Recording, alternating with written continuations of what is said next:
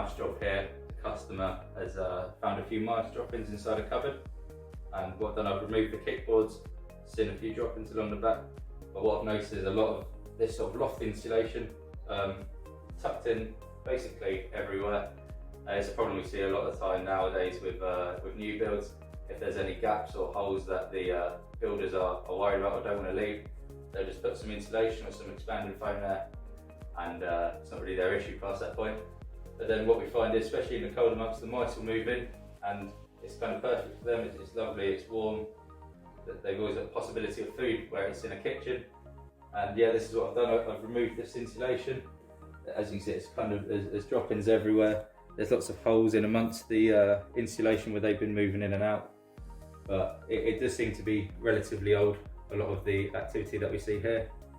So what I'm going to do, I'm going to remove all of this insulation, bag it up and dispose of that properly. And I'm going to put some tracking dust underneath that so we can identify exactly where they're coming from. And over the next couple of treatments, we'll block those holes up properly. So now the insulation's been removed, that's been bagged up. What I've done, I've put some tracking dust in some high risk areas. Where I've put that is along the wall floor junctions, which is where I believe the mice are most likely to be moving. Their eyesight's not the best, so what they do is they use their whiskers a lot and they'll run up against something, which is why sometimes if you see a mouse or a rat sometimes outside, they'll normally be running alongside a wall.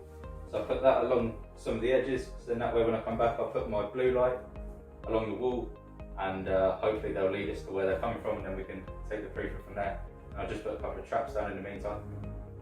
With these traps, lots of people are under the misconception, especially when we're dealing with rats and mice, that a good lump of cheese is going to be the best thing for it. But actually what we find is anything spreadable, whether it's peanut butter, whether it's jam or chocolate spread, something spreadable is best to put in there, just because the whole aim is to get the mouse to trigger the trap to then catch it. And if it's a lump of cheese, it could grab it and go straight away. Whereas if it's spreadable and it's sticky and it's got mess around here to try and trigger the trap, the more time spent there, the more chance we got of catching that mouse.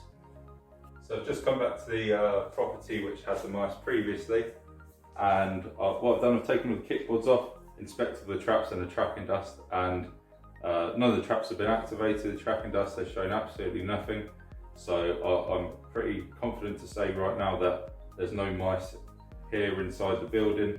However, I do think that as soon as it starts to get cold, the mice that have been in here before, which are probably lingering, they might be in the garden somewhere close like that, as soon as it starts to get cold, they're probably going to make their way back in and probably look for their insulation, which isn't here now. So what I'm going to monitor this situation closely over the coming months, and that way as soon as they do come in, hopefully with this tracking dust down and the traps, we'll be able to catch them and they'll identify where they come from. We can block that up from there. So I'm at the property where we had the mouse issue inside, where we found the droppings and the holes in the insulation where they'd been there for some time. Done a little bit of detective work, had a wander around outside, found the electricity cupboard, had a little key to get in. And what I've noticed is that there's a couple of little tube wires and I found a couple of little mouse droppings in here as well. So I think we sort of found where they're getting in from, because there's no other obvious areas. So what I've done, I've bung the holes up with some wire wool. I've also recommended to the resident about getting the wires professionally looked at, because a couple of them have been chewed, and by the size of the chew marks as well, I can also identify that as a mouse, and it's not going to be a squirrel or a rat or something else. So we know that what's going on here is the same as what's going on inside. So that's a positive to take from that.